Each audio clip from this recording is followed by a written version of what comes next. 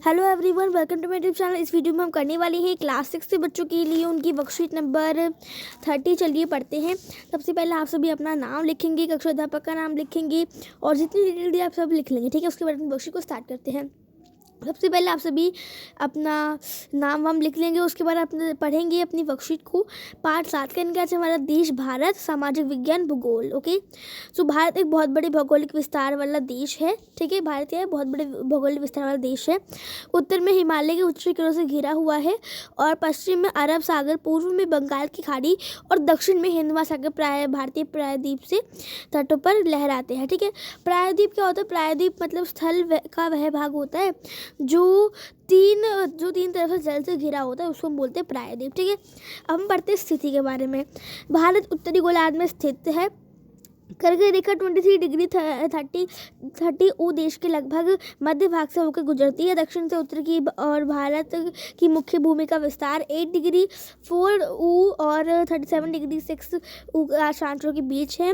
पश्चिम से लेकर पूर्व तक भारत का विस्तार 68 डिग्री 7 ऊ और 97 डिग्री 25 ऊ देशांतरों के बीच है। 82 डिग्री 30 ऊ देशांतर के स्थानीय समय को भारत का मानक समय के रूप में लिया गया है। इस यामोत्तर को भारत का मानक यामोत्तर भी कहा जाता है।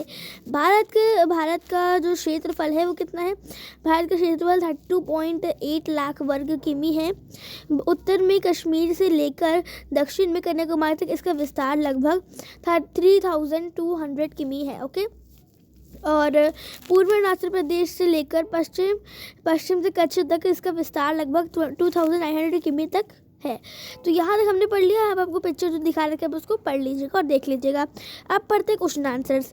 हम पढ़ेंगे निम्नलिखित प्रश्नों के उत्तर दीजिए। आपको पहले ही बोला है, ठीक है। तो देखिए बोला हुआ है भारत भूभाग का क्षेत्रफल कितना है, पहले आपसे ये पूछा है, ठीक है। तो चलिए इसका आंसर देखते हैं। ये रहा हमारा आंसर नंबर 1। भारत का क्षेत्रफल 32.8 लाख वर्ग किमी है, ठीक है। आप अपना आंसर में लिख देंगे। चलिए हम अब आगे अपने क्वेश्चन की तरफ बढ़ते हैं। क्वेश्चन नंबर 2, उदाहरण के साथ प्रायद्वीप को परिभाषित कीजिए। अब जो प्रायद्वीप है उसको उदाहरण के साथ परिभाषित कीजिए। चलिए देखते हैं। उत्तर 2 ये रहा हमारा।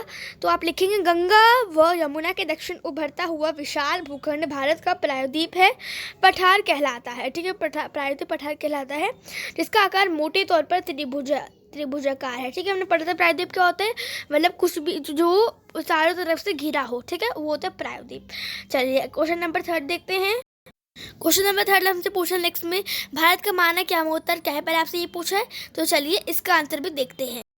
ये रहा आपका उत्तर। आप लिखेंगे 82 डिग्री 30 पू देशांतर के स्थानीय समय को भारत के मानक समय के रूप में लिया गया है।